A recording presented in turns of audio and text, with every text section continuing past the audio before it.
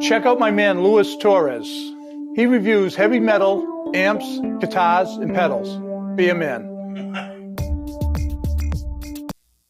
What is up, you guys? It's your boy Luis Torres and blah, blah, blah, intro, song, dance, whatever. We're just going to bypass all that today.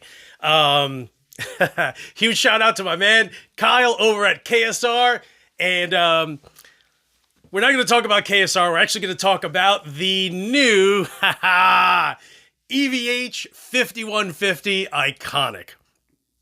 So funny enough, I'm working and I end up getting all these texts and then emails and messages that the Iconic came out.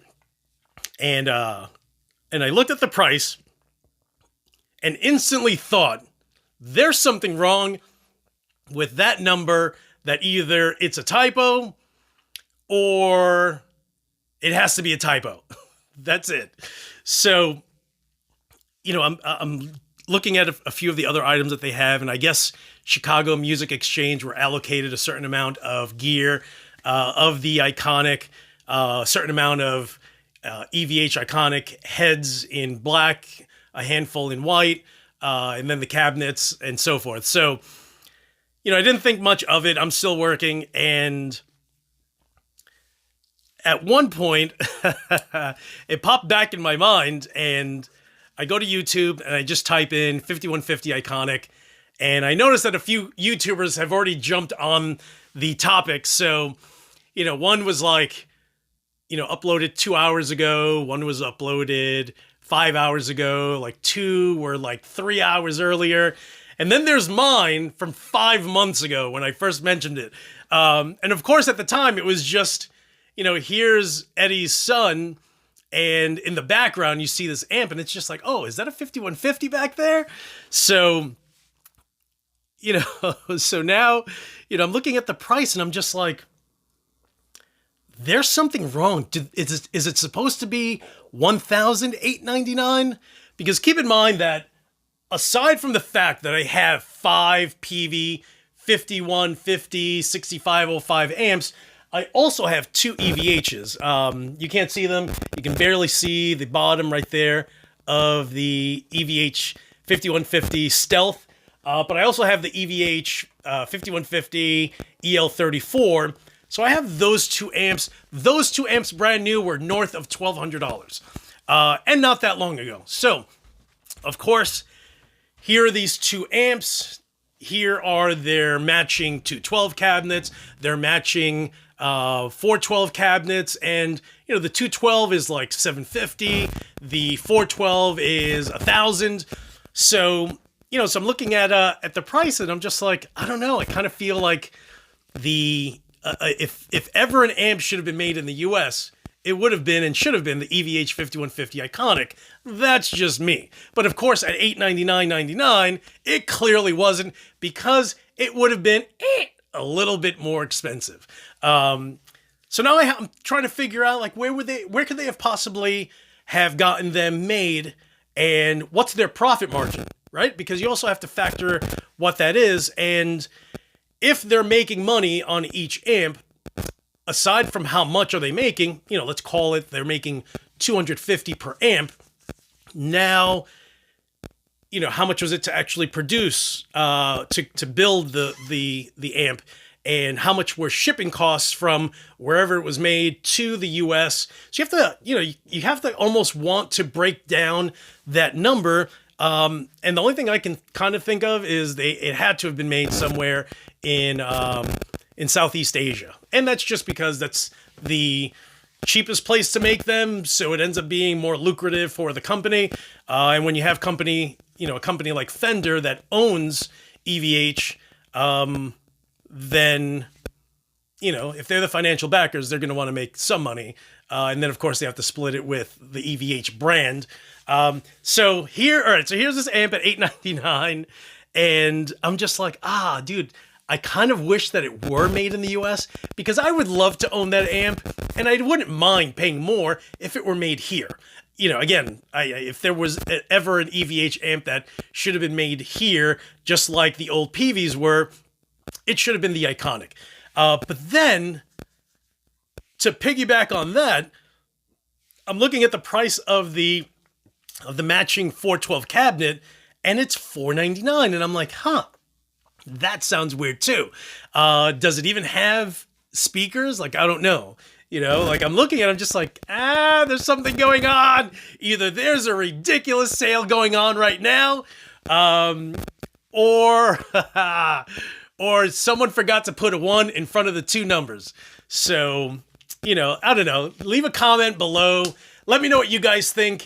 Do you kind of feel that at $899 and $499 for the 412, that it indicates that it's going to be cheaply made, cheap speakers, cheap components, it's going to break and fall apart? Like, do you feel like that is what the figure means?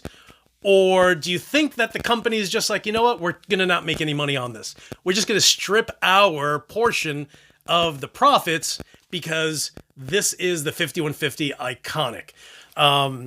So, of course, the shipping date on it is like November 2021, and I'm just a little impatient, which is why, you know, that's why waiting drives me completely crazy. I'm just like, you know, I've had to tell builders, build it and I will come.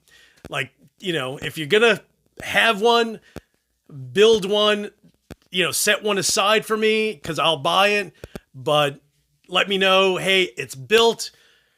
Here's the invoice. I'll pay it, and then you can send it to me. But I don't, you know, I don't dig the whole, hey, here's my $900 plus taxes, and ship it to me. Hopefully, because, you know, if it's in November 2021, come on, son, I'm gonna take that thing and put it under my Christmas tree. Yo, what up, Santa? But of course, you'll end up getting it like, you know, February 2022. So, you know, but you know, aside from thinking that it's going to be cheaply made, do you think the opposite, where they're thinking, you know what, this was my dad's company, so we are going to take the brunt of it, make no profit. That way, this iconic can become an iconic in the metal music guitar world, where everyone can afford it. You know, I'm hoping that that's more of the case.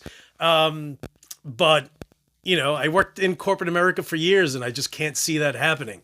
I can't see a company saying, bro, we don't need to make money. We do not need to make money. That just doesn't happen anywhere.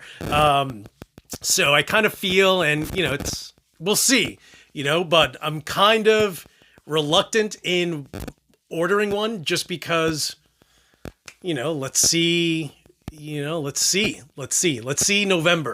Let's see if in November, when guys are getting it, if they're going to rave about it or rage at the fact that it's absolutely terrible. So guys, again, in the comments below, right to your heart's content, let me know what you think. If you're not sure, just be like, I don't know, son. I don't know. You can write that. Or just let me know if you're on one side of the fence versus the other. Let me know. You know, again, I hope that they took it in the chin and they just naturally decided, you know, my dad passed away. We're not going to make any money on this. I think it's the right thing to do. I want my dad's amp to go into every home out there for anyone that can shell the money out and order this amp. I feel like that's the more optimistic approach or angle.